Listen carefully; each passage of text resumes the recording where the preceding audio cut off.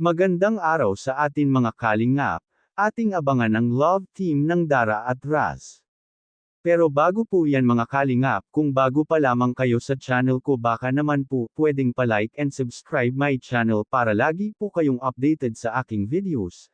At kung pwede sana patapusin muna natin ang video na ito para alam natin ang nilalaman nito at huwag din po natin kalimutan mga kalingap na pakisuportahan ang ama ng kalingap na si Val Santos Matubang at Kalingap Rob Matubang pati na rin ang viewers na laging sumusuporta sa aking channel at reactioners. Maraming salamat po.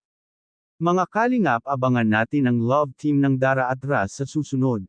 Parehong busy kasi ang dalawa sa kanilang pag-aaral kaya bihira na lamang sila may vlog at makakasama sa mga bonding ng Team Kalingap or mga K-Boys at Kalingap Angels.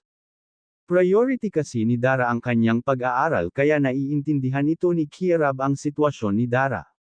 Tuwing linggo na lamang sila ito nagkikita kapag araw ng simba. Dito na lamang inaabot ni Kuya Rab ang kanyang allowance sa pag-aaral. Ganun din kay Raz, sobrang busy ito dahil college na ito si Raz.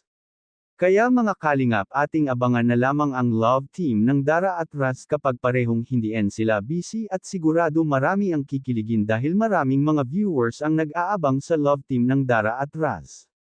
Kaya hindi inaasahan ni Dara na marami ang nag-aabang at magkakagusto sa kanilang dalawa ni Raz na magka-love team ito. Alam naman daw ito ni Dara kung hanggang saan ang hangganan nito dahil seryosohin muna ang kanyang pag-aaral para sa matupad ang kanyang pangarap at para rin maiahon niya ang kanyang pamilya. Kaya nagpasalamat ito si Dara sa mga viewers, sponsor at lalong-lalo na kila Kuya Rab at sa lahat ng sumuporta at tumulong sa kanila. Kaya mga kalingap, hanggang dito na lamang po ang update natin para kay Dara. Maraming salamat po. Thank you for watching and God bless us all.